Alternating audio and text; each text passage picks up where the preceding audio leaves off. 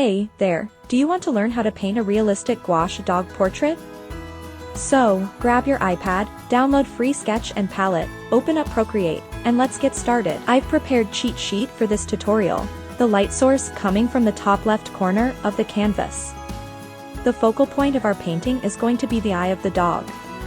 The focal point of a painting is an area of interest that demands the most attention and to which the viewer's eye is drawn. In this portrait, I'm going to create more details, textures, richer colors depending on the area of interest. Closer to focal point, more everything, colors, textures, and details. Alright, let's get into the painting. I'm choosing some textures in my canvas template and going to use a separate layer below the sketch layer.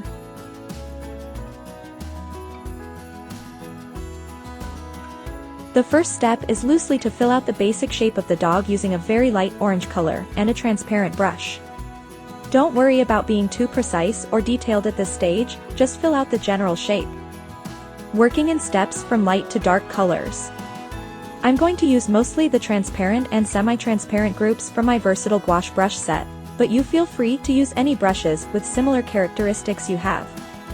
These brushes have a slightly smudgy and transparent quality, perfect for creating soft washes of color and building up layers of texture. To paint this dog portrait, we're going to use the classic glazing technique, which is a method of layering thin washes of paint to create depth and richness of color, and the subtle color variations. Loosely mark with brown where the shadows will be.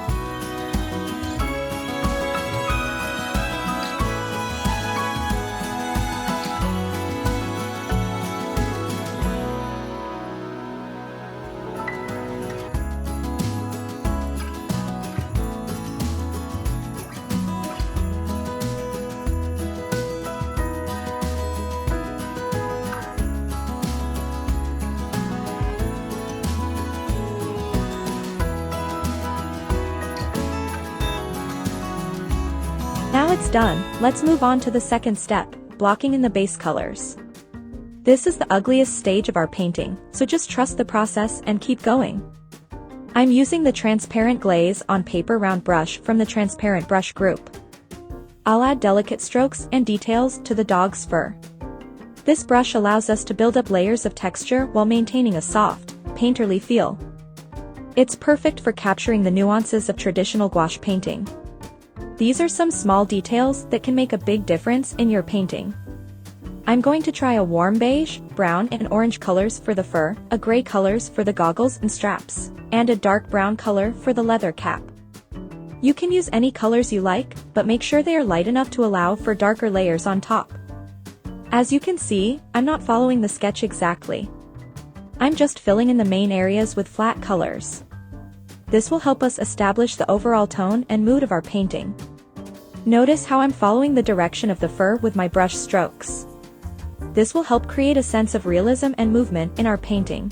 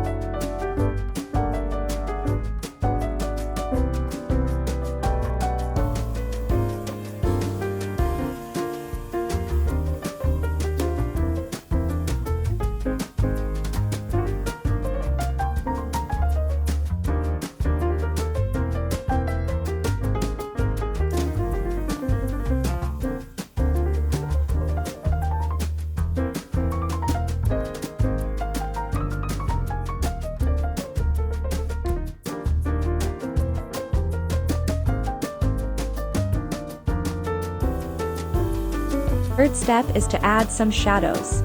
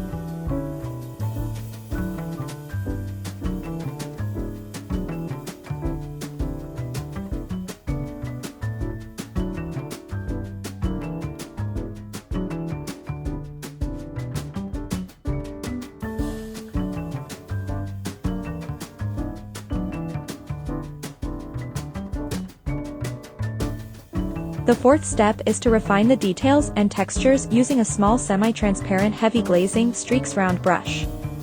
This brush is ideal for adding sharp edges and fine details to your painting. I'm using a black color for the eyes, nose, mouth, and whiskers of the dog, and a light color for some highlights on the fur and goggles. The fifth and final step is to add some finishing touches and adjustments to your painting.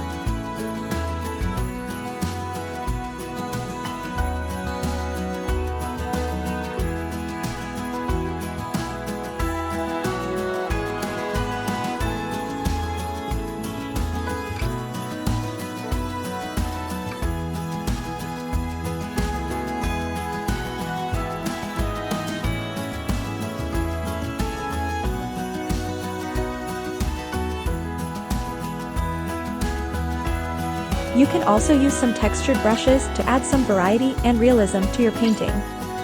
For example, I'm using the sponge from the Special Effects brush group to add some wetness and shine to the collar. And semi-opaque and creamy wet scratches flat brush for jacket.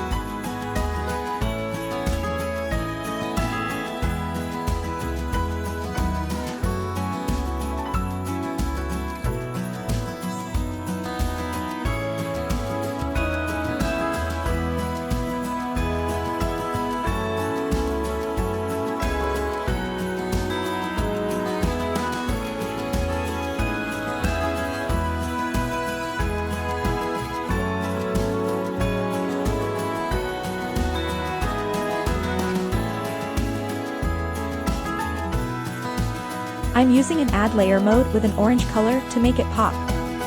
For example, apply rare touches of a semi-transparent brush to highlight certain areas of the dog's fur or add fine details. These brushes provide more coverage while still retaining the characteristics of gouache. See how I'm adding some reflections on the goggles to make them look shiny and metallic? And how I'm adding some fur strands on the edges of the ears and face to make them look fluffy. And that's it. And as the bonus, I'll show you how to increase responsiveness, aka pressure sensitivity, for all your brushes in Procreate. Go to Settings, then Preferences, Pressure and Smoothing. Tap and adjust the curve by dragging it slightly to the left and top. That's it. Congrats! I hope you enjoyed this tutorial and found inspiration in it. If you liked it, please give it a thumbs up and leave me a comment below letting me know what you think of this painting or what you want me to paint next. That's all for today. Bye!